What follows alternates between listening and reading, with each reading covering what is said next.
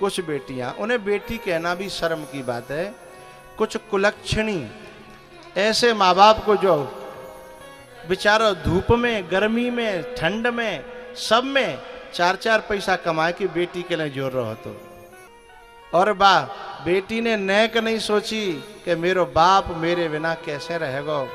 और कभी कभी उन बच्चियों के लिए कह रहा हूं जो अपनी मनमानी जो है अपने आचरण कर लेती हैं, अपनी मनमानी जो है जिंदगी जीने की कोशिश करती हैं, उनकी कह रहा हूं, उन्हें परमात्मा कभी क्षमा नहीं करता। जो माँ बाप के दिल को दुखा करके कहीं चली जाती हैं, किसी के साथ चली जाती हैं, कहीं कोर्ट मैरिज कर लेती हैं ना, उन बेटियों को कभी परमात्मा क्षमा नहीं करता। क्यों? क्योंकि वो बाप का कलेजा दुखा के गई है, जो बाप ने अपना जीवन बा के लिए बर्बाद कर दो है, उस माँ की आत्मा दुखा के गई है, जहाँ माँ ने अपने कलेजा को दूध पियायो, जाने गोदम खिलाई, और जान 4-4 पैसा जोड़े। जैसे जैसे बेटी बड़ी होती है ना, तो मैया साड़ी लेना बंद कर देती है अपने लिए, 4 पैसा बच जाएंगे। अब मैं औकाय बुढ़ापा आएगा, मैं पैर के क्या करूंगी, मैं खा के क्या करूंगी, मैं शौक करके क्या करूंगी। अपने शौक में से कटौती करती है माँ, अपने पहनने में कटौती करती है, अपनी शॉपिंग में कटौती करती है। बूढ़ा बाप फटी बनियान पहन के, आप कभी विदाई की वीडियो देखते होंगे, बच्चियों की विदाई की वीडियो, सब सजे धजे डोल रहे होंगे, लेकिन बाप के कपड़ा देखना तुम है, बाप को मुंह देखियो, बाप की हालत देखना। और ऐसे बाप है जो कुलक्षणी धोखो दे के चली जाए, बाकू नरक भी झेलने वाला नहीं है, ध्यान रखना। इसलिए बेटी के कंधे पर बड़ी जिम्मेदारी होती है, क्योंकि बेटी यदि मार्ग से भटकती है ना, तो एक खानदान बर्बाद नहीं होता। न जाने कितनी पीढ़ियों तक बोले जाकी बुआ, बोले जाकी दादी, बोले जाकी बहन, बोले जाकी छोरी, न जाने कितने लोगों के जिंदगी में दाग लग जाते हैं। इसलिए उन बेटियों को मैं नमन करता हूं। जब कभी कोई गलत मार्ग दिखे तो तुरंत उनके आंखों के सामने अपने पापा आ जाते हैं, मेरे पापा मर जाएंगे। माँ आ जाती है, मेरी माँ मर जाएगी। मेरे भैया की इतनी इज्जत है, मेरा भैया मर जाएगा। वो कभी गलत मार्ग पे पांव नहीं रखती, क्योंकि मौके तो बहुत आते हैं। कलयुग चल रहा है? कलयुग चल रहा है, मौके तो बहुत आएंगे, लेकिन उनके आंखों के सामने तुरंत उसका भैया, बाप, माँ, चाचा, ताऊ आके खड़े हो जाते हैं कि नहीं। मैंने अभी एक बात बताई थी पिछली कथाओं में कि एक बच्ची जो है ना, कहीं गलत मार्ग पर भटकने की संभावना थी, और एक नट ने आकर के एक पंक्ति गाई थी कि बहुत गई थोड़ी रही, थोड़ी हूँ बीती जा। वो नटनी नाच रही थी, नाचते नाचते उसके पैर लड़खड़ाने लगे, तो वहां ने कही कि नेक देर और रह गई है, थोड़ा सा और साहस कर ले।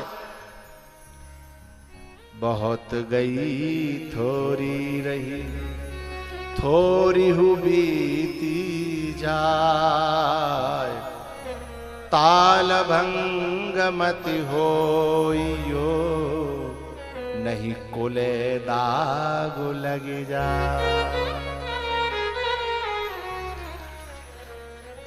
अच्छा, वो जो बच्ची थी छत पे बैठ करके उस नटनी का नाच देख रही थी और नट की बातें सुन रही थी, तो बात तो वो कह रहा था अपनी नटनी के लिए, लेकिन उस बेटी के चित्त में बात जाकर के लगी और उसकी आंखें खुल गईं कि मेरे माँ बाप मेरे लिए कितना कितना कष्ट सहन कर रहे हैं, कितना कमा रहे हैं, कितने हैं। बहुत से बड़े बूढ़े माँ बाप मैंने देखे हैं कि खुद पे चलो ना जा रहा हो, लेकिन चौकीदारी करके ने के जुर जागो तो अपनी बेटी को भलो है जागो। दूसरे ने की डांट खा रहे हैं, रात में जग रहे हैं, परेशान रह रहे हैं कि 4 पैसा बेटी को जुड़ जाए, है ना। और ऐसे बाप के मुंह पे लात मार के कालिक पोत करके जो बेटी मनमानी करे, उसे नरक भी नहीं उड़ सकता साहब। उसे यमराज के यहाँ न जाने कितने रौरव नरक कल्प सत परई, सैकड़ों कल्पों तक रौरव नरक झेलना पड़ता है। क्षण सुख लागे जन्म सत कोटि, जो क्षणिक संसारिक सुख के लिए है, जबकि सुख नहीं है वहां। ये धोखे में मत रहना कि तुम कोर्ट मैरिज करके सुख भोग लेगी। अरे जिनकी आत्मा दुखा के आई का है जिनकी आत्मा दुखा के तू सुख पा लेगी? या मैया की आंखने में आंसू भर आई जीवन भर के ले तू सुख पा लेगी? अरे सुख तू तब पाती जब वो अपने कलेजे के टुकड़े को अपने हाथों से विदा करते हैं। सुख तो तब पाती जिस जो भैया तेरी शकल देखने को तैयार नहीं है, आत्मा उसकी कचोट रही है, क्या तू उसकी आत्मा को दुखा के सुख पालेगी? कोई सवाल ही नहीं है साहब। वो सुख की कल्पना कर रही है, लेकिन उसे पता नहीं दुखों की खाई, दुखों का दलदल उसके सामने खड़ा है, पर उस पर काई जमी है।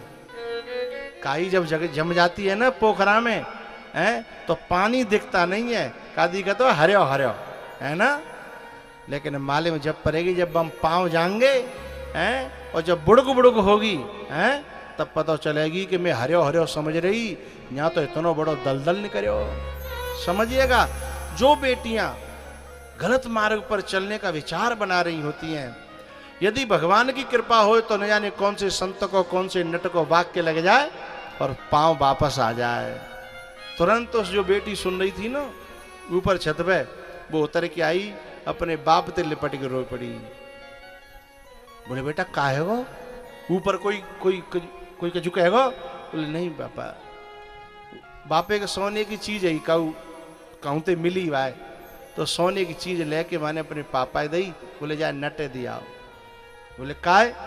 बोले मेरी गुरु दक्षिणा है, मैंने नट को गुरु मान लिया है, और पापा आप भी अपनी पगड़ी उसके सिर में रख दो।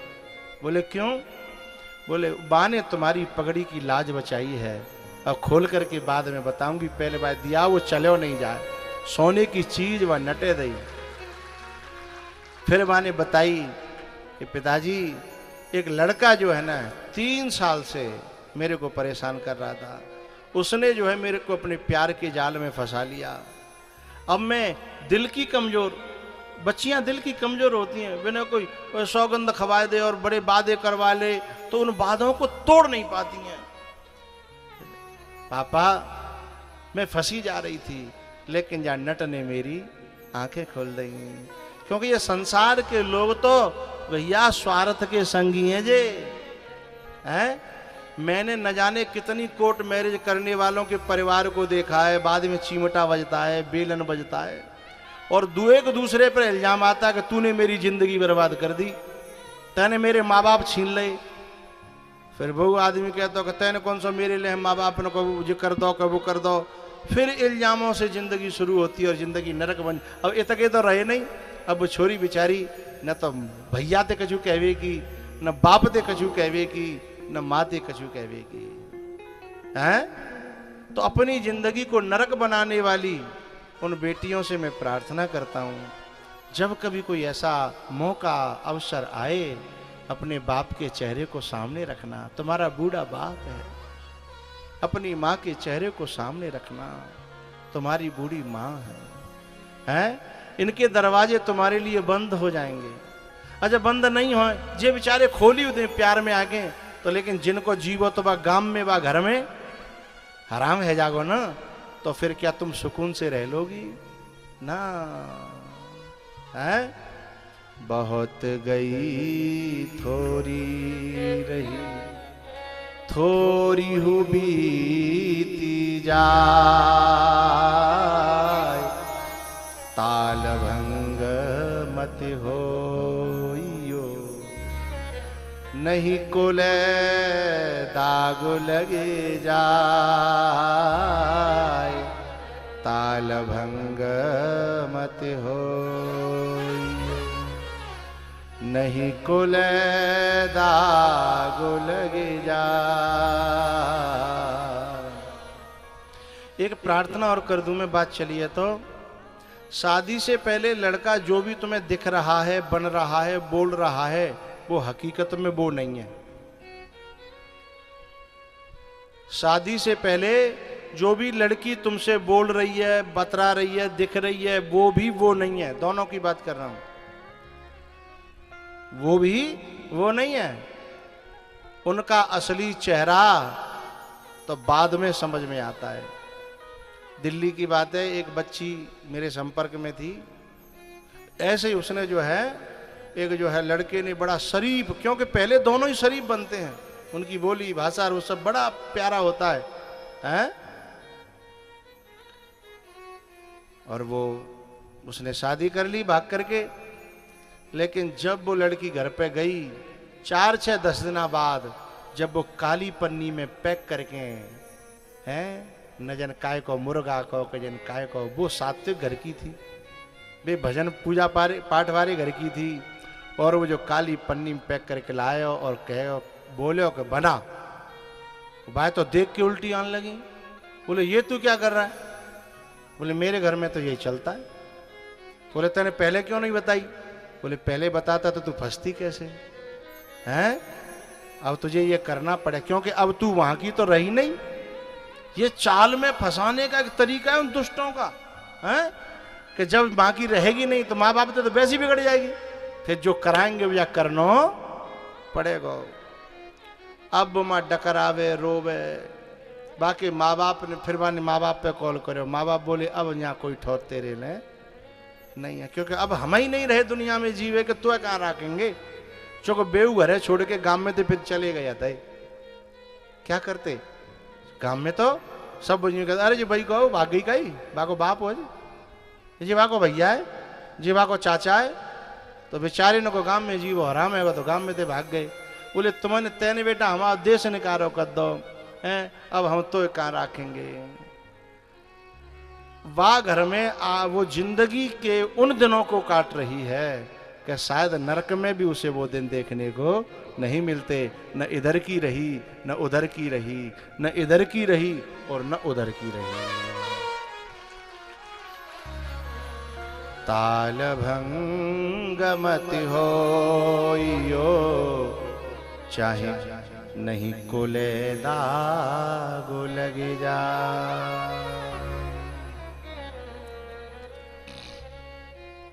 सीता जी की विदाई होती है भैयाओ, अयोध्या में पहुंचती हैं। दशरथ जी महाराज ने तुरंत कहा बधू लड़किनी पर घर आई, राख्यो नयन पलक कीना। एक बात और मैं यहाँ कह दूं, जो नई नई बहू आती हैं ना, कुछ माताएं उन पर बड़ा शासन करती हैं, और क्योंकि उन पर शासन हुआ था उनके जमाने में, वैसे ही वो करे वो चाह रही हैं। ये गलत बात है, क्योंकि तुम्हारे जमाने में सहन शक्ति अलग ही और आज के जमाने में सहन शक्ति नहीं है। तो मेरी जो सास बनने का बिन मातन ते प्रार्थना है कि ये जो आज की जो जनरेशन है भाई जैसे तैसे निभा सको तैसे निभा लियो, और नहीं तो वो जमानो गयो कि पहले बहू सास से डरती थी, अब को जमानो थोड़ो अलग है। और मैं उन माताओं से ये कहना चाहता हूँ कि किसी की बेटी को तुम घर पे परेशान करोगे तो कहो ना तुम्हारी बेटी भी किसी दूसरी जगह खुश रहने वाली नहीं है, क्योंकि साईं के दरबार में बदले कहूँ न जाए, बोए पेड़ बबूर के तो आम कहाँ